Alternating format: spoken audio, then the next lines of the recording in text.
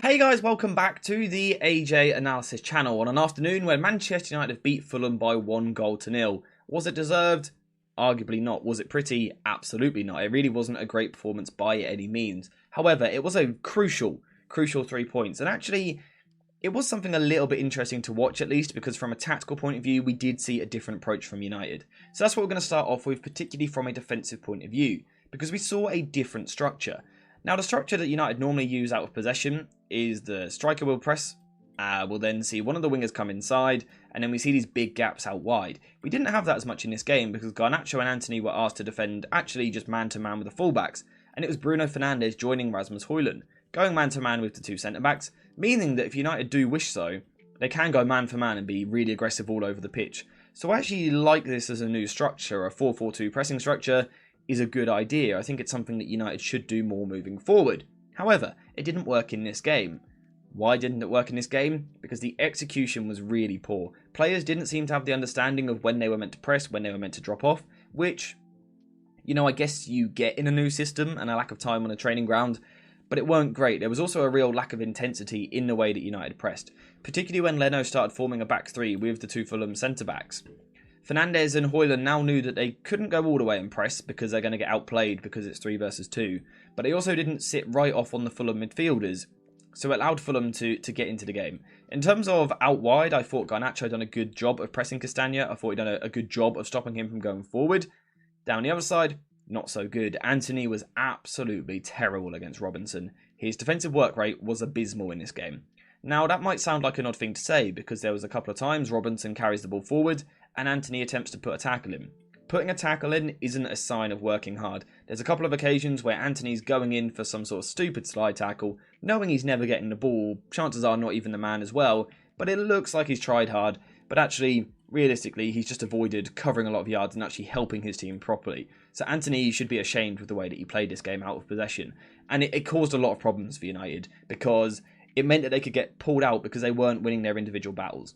The other problem they had was that when Fulham were building with one pivot like this, it weren't too bad because they could sort of piston press. So Højlund goes towards the ball, Bruno Fernandes drops off, the ball goes across, Bruno goes up, Højlund drops in.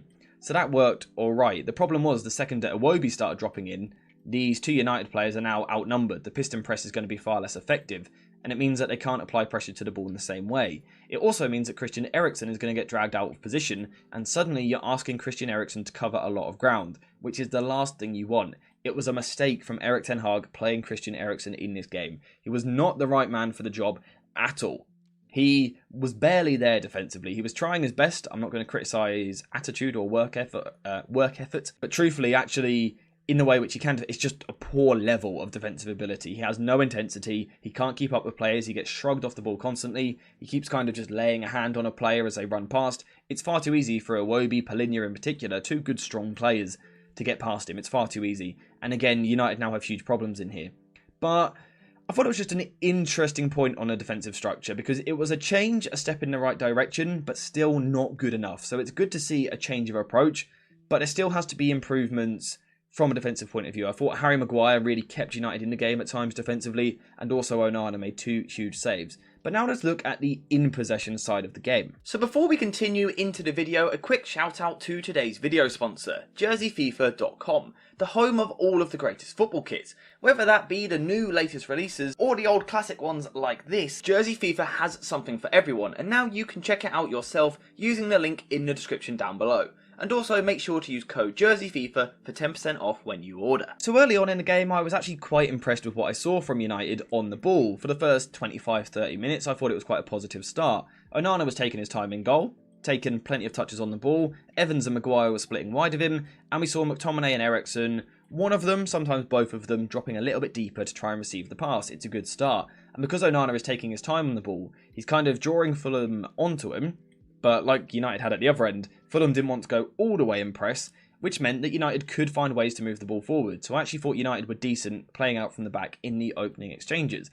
As a result, United quickly took control of possession in this game and started building possession in a back three, often with Johnny Evans at left centre-back, Harry Maguire in the middle, Wan-Bissaka playing deeper on the right-hand side, although there were rotations here.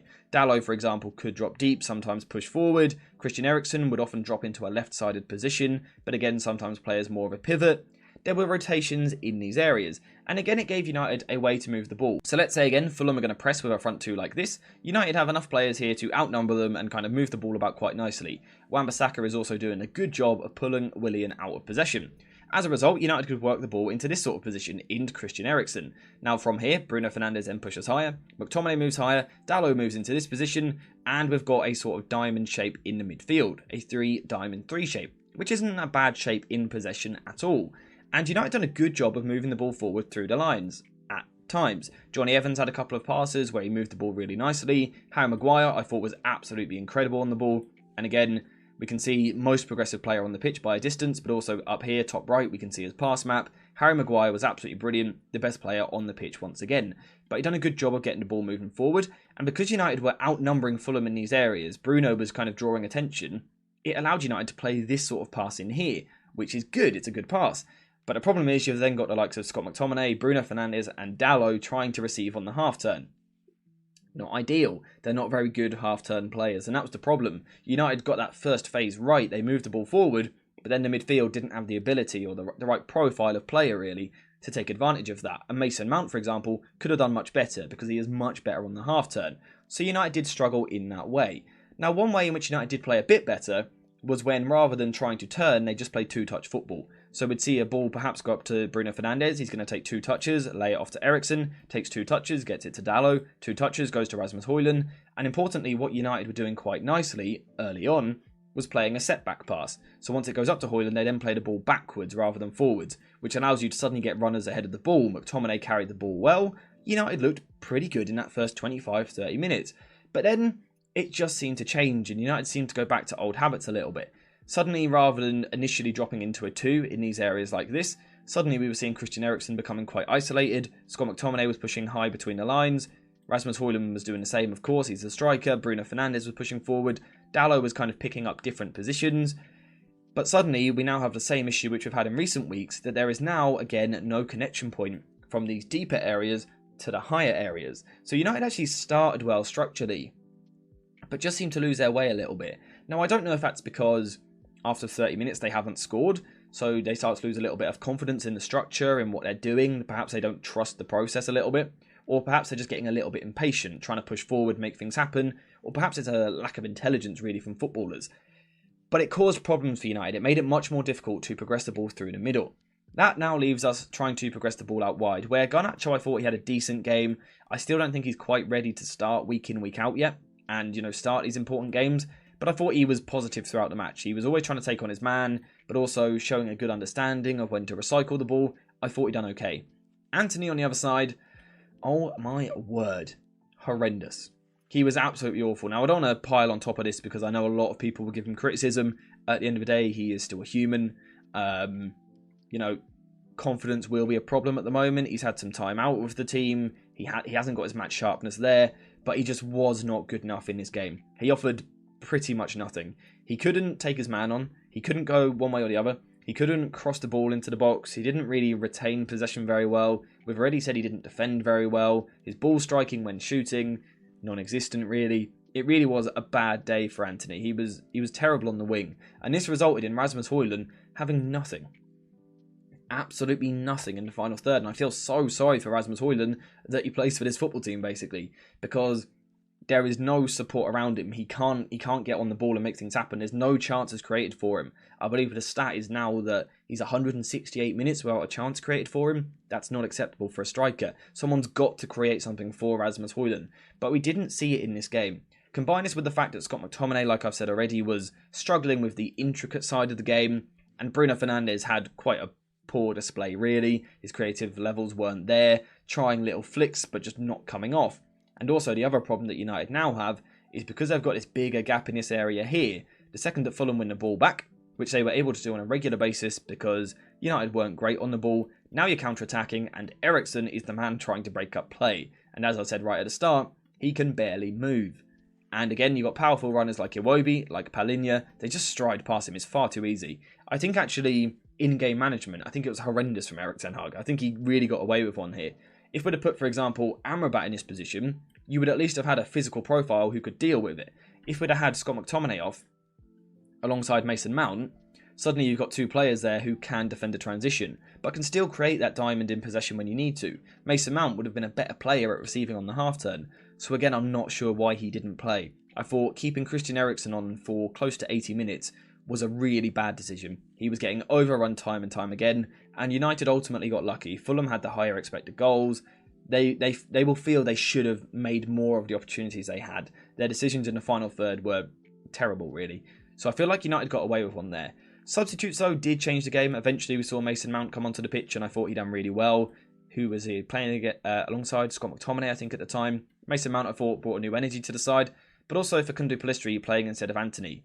Now, Pellistri also wasn't great when he came on, but what he did show at least was a bit of fight, a little bit of tenacity, and we saw it for the goal. Working hard down the right-hand side, battling away, and he just kept battling. The ball weren't even his to win, really, but he just kept going, and eventually got his reward. United kind of keep it alive. We see McTominay in the box, Bruno Fernandes, a couple of fake shots, a couple of failed passes in the final third. It eventually falls back to Bruno Fernandes, who puts the ball into the back of the net. Happy days, Manchester United win the match 1-0. But like I said, the scoreline doesn't tell the full story.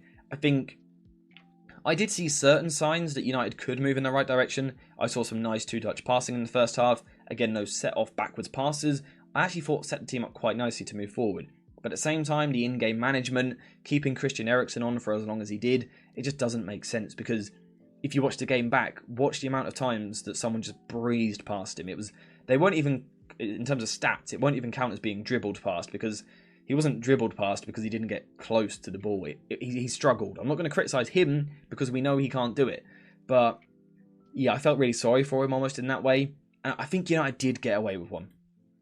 I thought the structure was a step in the right direction. The 4-4-2 out of possession with Bruno high rather than a winger is a good idea. That can allow United to flourish moving forward. If the intensity is way better and the players are coached to understand their roles better. In terms of in possession, it was a good start. I thought United played well at times, but it was the wrong profiles receiving passes, which is perhaps on the manager. And also, eventually, again, as we keep seeing recently, too many players end up pushing forward, leaving to the team being disconnected, leading to massive chances on the counter-attack. Again, I think Maguire played really well and deserves a lot of credit. I also think he was playing with concussion the whole game. If you looked at him, if it comes out that he was, someone should lose their job. The fact that the referee stopped the match 3 times during the game to check on him, you could see he wasn't right. Hopefully he's fine. And Onana in goal made 2 really good saves to keep United in the game at 0-0. And then, like I said, Bruno Fernandes delivers a pure moment of quality. I don't think he was very good at all, but that's why he's a game breaker. It's a term I've used before. He's a man who, in situations, can change the state of a game. It was a 0-0 game for so long. There was a real lack of quality on display, but a game breaker breaks the state of the game, puts United 1-0 up, and it was so late, Fulham didn't really have time to recover, and Manchester United just about saw it out to get 3 points. It's a big 3 points. It wasn't a great performance, but let me know what you think in the comments down below. It is now 3:30, so this has been pretty much my immediate reaction to the game. So again, let me know what you think in the comments down below. Is there anything I've missed? Are there any players which particularly impressed you? Players which disappointed you? Let me know all of that in the comments down below. But apart from that, thank you guys for watching. I hope you have enjoyed it. And as always, I'll see you in the next one.